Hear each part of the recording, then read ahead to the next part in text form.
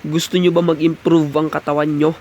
Tara, sabayan nyo ko sa 100 Days Abs Challenge at ito ang day 6 ko. Let's go! Tara, sabay ka na. Basic exercises lang pero sure hits na to, tatagos na para sa araw na to. Okay, unang exercise natin na yung jumping jacks. Gagawin natin to for 20 reps and 5 sets only.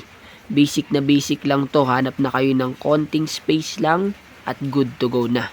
Inabutan na naman ng ulan pero tuloy-tuloy na. Wala nang tigil to. Let's go! Banat ng banat! After ng jumping jacks, syempre rest lang tayo. Active rest and susunod na kagad ang crisscross crunches. Gagawa tayo ng 10 reps each side and 5 sets. Basic na basic lang. Sa mga sumasabay sa atin, drop nyo naman sa comment section kung taga saan kayo.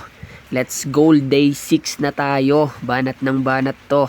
After ng standing crisscross crunches, syempre rest lang tayo. Active rest at ang susunod na exercise natin, ang standing side crunches.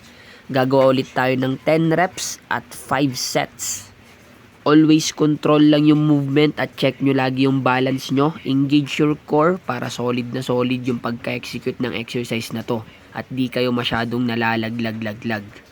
Okay, after ng standing side crunches, ang susunod naman natin dito ay ang knee drive. Basic na basic lang to, parang may tinutuhod lang kayo. Sa mga sumasabay sa atin, familiar naman na kayo sa mga exercises na ginagawa natin dito. So 5 exercise lang, basic na basic lang. Let's go!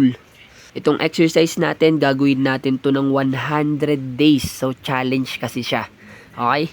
Tuloy-tuloy lang tong ginagawa natin dito. Okay, active rest lang tayo for 5 seconds at ready para sa last na exercise.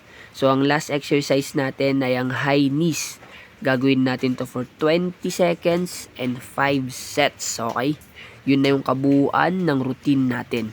Let's go!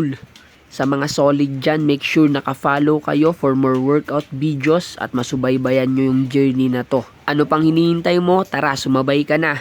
Lester Legacy out. Gainsby with you. Kita-kits tayo sa day 7. Let's go!